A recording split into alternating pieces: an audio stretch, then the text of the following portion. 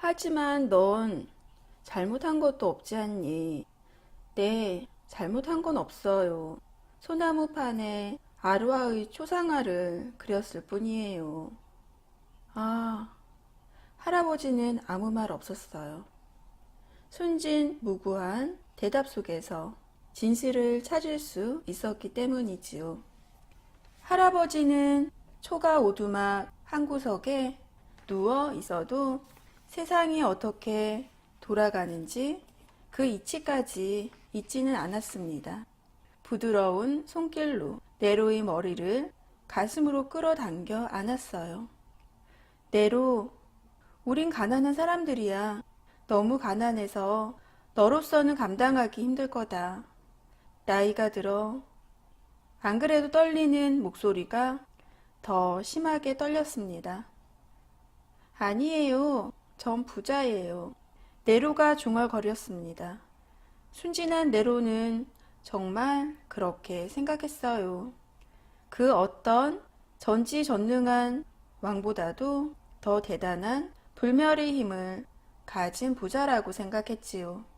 네로는 오두막 문간으로 가 고요한 가을밤 속에 밤하늘에 물이 지어 빛나는 별과 바람에 몸을 떨고 있는 키 큰 포플러 나무들을 바라보았습니다. 풍차방앗간 창문에는 아직도 불이 환하게 켜져 있었고 이따금 플루트 소리가 네로가 있는 곳까지 들려왔어요. 네로의 뺨 위로 눈물이 흘러내렸어요. 네로는 아직 어렸기 때문이지요. 하지만 미소를 지으며 네로는 스스로에게 말했어요.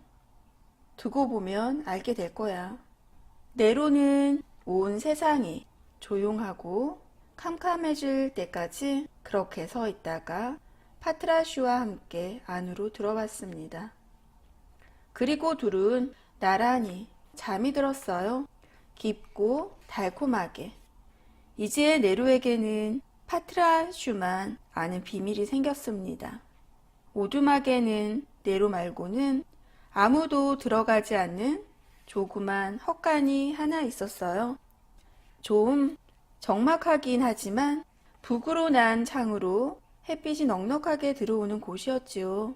네로는 거친 나무로 조악하게나마 이젤을 만들어 놓고 종이를 펼쳐 놓았어요. 그리고 그 바다 같은 종이 위에 자신이 머리에서 상상하던 수많은 것들 중 하나를 옮겨 그렸습니다. 그림을 가르쳐 준 사람도 없었고 물감을 살 돈도 없었어요. 그곳에 있는 몇 개 안 되는 조잡한 도구들을 장만하기 위해 수없이 끼니를 굶어야 했지요. 그렇게 힘들게 준비를 했지만 네로가 그린 그림에는 검은색과 하얀색뿐 화려한 색깔은 볼 수 없었어요. 네로가 분필로 그린 거라고는 쓰러져 나무 위에 앉아있는 할아버지의 모습, 그게 다였지요.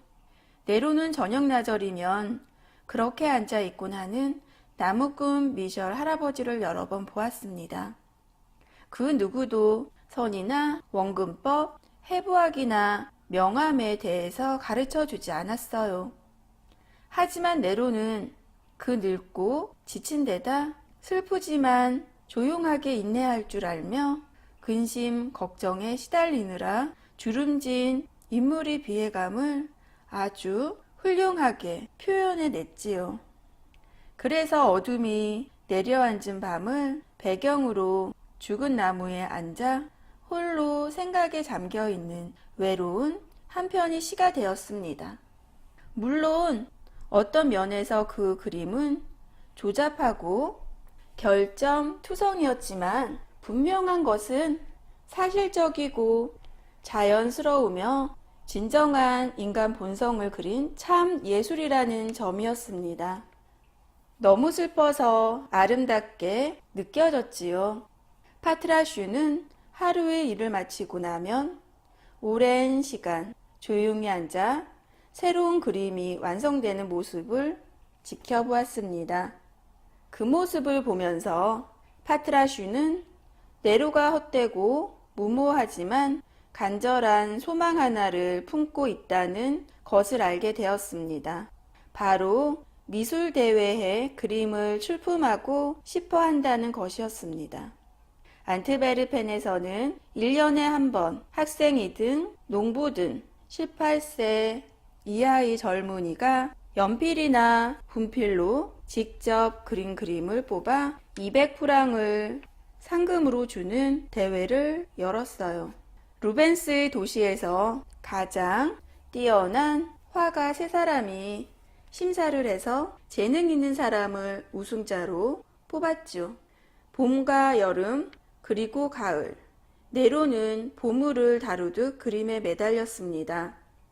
만약 우승을 하게 된다면 열정에만 휩싸여 사랑에 빠져 있는 그림을 향한 첫 걸음을 내디딜 수 있을 테니까요.